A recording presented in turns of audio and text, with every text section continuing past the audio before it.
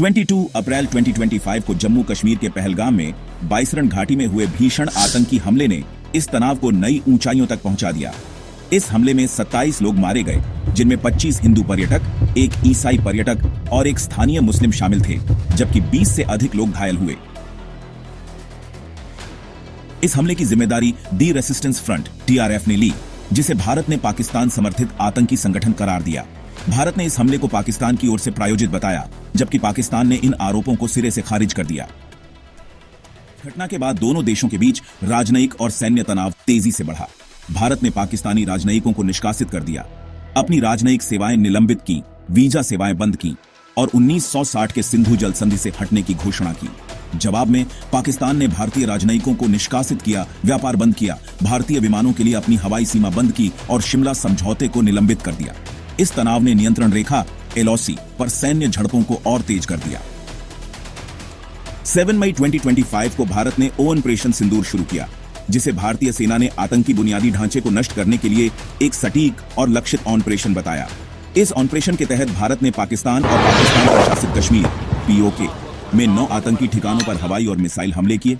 इन ठिकानों में मुजफ्फराबाद, कोटली बाग, अहमदपुर, शर्किया मुरिदके और शकरगढ़ शामिल थे। भारतीय रक्षा मंत्रालय ने दावा किया कि इन हमलों में लगभग 100 आतंकवादी मारे गए और आतंकी प्रशिक्षण शिविर, हथियार डिपो और कमांड सेंटर पूरी तरह नष्ट हो गए। भारतीय वायुसेना ने राफेल और सुखोई 30 MKI जैसे अत्याधुनिक लड़ाकू विमानों के साथ साथ हेरॉन मार्क 2 ड्रोन्स का उपयोग किया। भारत ने यह भी दावा किया कि इन हमलों में कोई नागरिक हताहत नहीं हुआ और ऑपरेशन पूरी तरह से आतंकी ठिकानों तक सीमित था। हालांकि पाकिस्तान ने इन हमलों को नागरिक क्षेत्रों पर हमला करार दिया और दावा किया कि 31 नागरिक मारे गए, जिनमें एक 3 साल की बच्ची भी शामिल थी। पाकिस्तानी सेना ने कहा कि भारत ने पंजाब प्रांत और POK में मस्जिदों और जल विद्युत बांध जैसे नागरिक ढांचों को निशाना बनाया, जो अंतर्राष्ट्रीय कानून का उल्लंघन है। पाकिस्तान ने 8 मई को जवाबी कार्रवाई शुरू की, जिसमें उसने जम्मू, पंजाब, राजस्थान और गुजरात में 26 स्थानों पर ड्रोन और मिसाइल हमले किए। इन हमलों में जम्मू हवाई अड्डा, पठानकोट वायुसेना अड्डा और ऊधमपुर में सैन्य ठिकाने निशाने पर थे। भारतीय सेना ने अपने AS-400 मिसाइल रक्षा प्रणाली, जिसे सुदर्शन के नाम से जाना जाता है, का पहली बार युद्ध में उपयोग किया और कई ड्रोन्स और मिसाइलों को नष्ट कर दिया। भारतीय सेना के हवाई रक्षा बलों ने ऊधमपुर, सांबा, जम्मू, अखनूर, नगरोटा और पठानकोट में 50 से अधिक पाकिस्तानी ड्रोन्स को मार गिराया। इन ऑपरेशंस में L-70 gun, JDU-23 MM, शिल्का system और अन्य उन्नत काउंटर UAS उपकरणों का उपयोग किया गया। भारतीय सेना ने कहा कि इन हमलों में कोई बड़ा नुकसान नहीं हुआ, लेकिन पंजाब के फिरोजपुर में एक ड्रोन के मलबे से एक घर को नुकसान पहुंचा, जिसमें 3 नागरिक घायल हो गए। पाकिस्तान ने दावा किया कि उसने 5 भारतीय लड़ाकू विमानों को मार गिराया, जिनमें 3 राफेल जेट शामिल थे, लेकिन भारत ने इन दावों को प्रोपेगेंडा करार देते हुए खारिज कर दिया। 9 मई की रात को स्थिति और गंभीर हो गई। जम्मू, श्रीनगर, ऊधमपुर और पठानकोट में भारी ड्रोन गतिविधियां देखी गईं। नियंत्रण रेखा पर राजौरी, पूंछ, कुपवाड़ा, बारामूला और उरी में गोलीबारी और भारी तोपखाने का आदान प्रदान हुआ। पाकिस्तानी सेना ने पूंछ और राजौरी में भारी मोर्टार दागे, जिसमें 12 नागरिकों की मौत हो गई, जिनमें 3 महिलाएं और 3 बच्चे शामिल हैं। 51 अन्य लोग घायल हुए और कई घर और वाहन नष्ट हो गए। भारतीय सेना ने जवाबी कार्रवाई में पाकिस्तान के सियालकोट, लाहौर और रावलपिंडी में सैन्य ठिकानों पर हमले किए। इन हमलों में पाकिस्तान के नूर खान मुरिद और रफीकी वायुसेना अड्डों को निशाना बनाया गया। भारतीय सेना ने दावा किया कि इन हमलों में पाकिस्तान की हवाई रक्षा प्रणाली को भारी नुकसान पहुंचा, विशेष रूप से लाहौर में एक प्रमुख रडार स्टेशन नष्ट हो गया। पाकिस्तान ने कहा कि उसने 25 भारतीय ड्रोन्स को मार गिराया, जो कराची, लाहौर और रावलपिंडी जैसे प्रमुख शहरों में घुसे थे। 10 मई की सुबह तक दोनों देशों ने एक दूसरे पर हवाई और ड्रोन हमलों का आरोप लगाना जारी रखा। पाकिस्तान ने दावा किया कि उसने भारत के सैन्य ठिकानों पर सटीक हमले किए, जिसमें जम्मू के शंभू मंदिर और अन्य धार्मिक स्थलों को निशाना बनाया गया।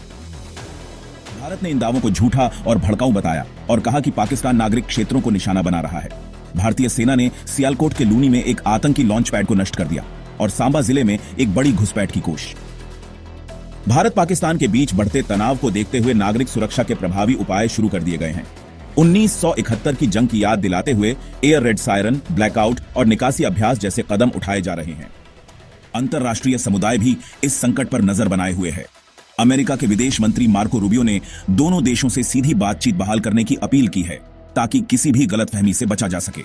अमेरिकी राष्ट्रपति डोनाल्ड ट्रंप ने भारत की सैन्य कार्रवाई को शर्मनाक बताया, लेकिन साफ कर दिया कि अमेरिका इस जंग में दखल नहीं देगा, क्योंकि यह हमारा मामला नहीं है। संयुक्त राष्ट्र सुरक्षा परिषद ने बंद कमरे में इस मुद्दे पर चर्चा की, जहां महासचिव एंटोनियो गुटेरेस ने चेतावनी दी कि यह सैन्य संघर्ष आसानी से नियंत्रण से बाहर हो सकता है। रूस ने आतंकवाद की निंदा की, लेकिन तनाव कम करने की अपील की। वहीं चीन के विदेश मंत्री वांग यी ने शांति और स्थिरता को प्राथमिकता देने की सलाह दी। ने मध्यस्थता की पेशकश की है, जबकि कतर, बांग्लादेश और यूएई ने कूटनीतिक समाधान का समर्थन किया है। दूसरी ओर तुर्की और अजरबैजान ने पाकिस्तान के साथ एकजुटता जताई है। तुर्की के राष्ट्रपति रेचेप तैयब एर्दोगान ने पहलगाम हमले की अंतर्राष्ट्रीय जांच की मांग की है। अमेरिका ने जम्मू कश्मीर के लिए level 4 do not travel advisory जारी की है, जबकि रूस और ब्रिटेन ने पाकिस्तान और एलओसी क्षेत्र के लिए इसी तरह की चेतावनियां जारी की हैं। इस संकट में मीडिया की भूमिका भी विवादों में है। दोनों देशों ने एक दूसरे के समाचार स्रोतों तक पहुंच को सीमित कर दिया है। पाकिस्तान ने भारतीय वेबसाइटों पर बैन लगाया है और भारत ने एक्स, पूर्व ट्विटर पर 8000 खातों को ब्लॉक किया है, जिनमें कई विदेशी न्यूज चैनल भी शामिल हैं।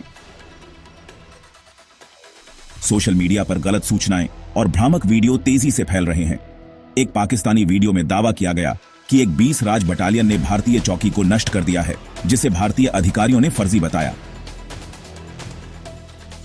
जमीन पर मानवीय स्थिति बेहद गंभीर होती जा रही है। पाकिस्तान अधिकृत कश्मीर में प्रधानमंत्री अनवारुल हक ने बताया कि सीमा पार से गोलाबारी में 5 और लोग मारे गए, जिससे बुधवार से अब तक मरने वालों की संख्या 36 हो गई है। 3 सेक्टरों से 510 लोगों को सुरक्षित निकाला गया है। भारतीय अधिकृत कश्मीर में पूंछ के रहने वाले सफीर अब्दुल्ला और मोहम्मद मशूक ने बताया कि गोलाबारी से उनके घर तबाह हो गए हैं और पूरा परिवार डर में जी रहा है।